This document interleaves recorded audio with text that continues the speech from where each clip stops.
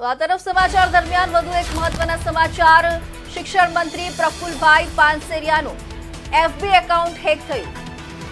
પ્રફુલ પાનસેરિયાનું FB account Facebook account hack થયું હોવાના સમાચાર છે. શિક્ષણ મંત્રી પ્રફુલભાઈ પાનસેરિયાનું એફબી એકાઉન્ટ હેક થયું. મંત્રી દ્વારા સોશિયલ મીડિયા પર પોસ્ટ કરી જાણ કરાઈ. આ ફેક ફેસબુક પ્રોફાઇલ પરથી કોઈએ પણ સંપર્ક સાધવો નહીં એવું પ્રફુલભાઈ પાનસેરિયાએ જણાવ્યું. ફેસબુક પ્રોફાઇલ પરથી કોઈએ પણ સંપર્ક સાધવો નહીં તેવું શિક્ષણ મંત્રી પ્રફુલભાઈ પાનસેરિયાએ જણાવ્યું. કોઈ પણ સંદેશા અથવા માંગણીઓ પર વિશ્વાસ ન કરશો. મંત્રી પ્રફુલભાઈ દ્વારા સાયબર સેલમાં ફરિયાદ કરવામાં આવી.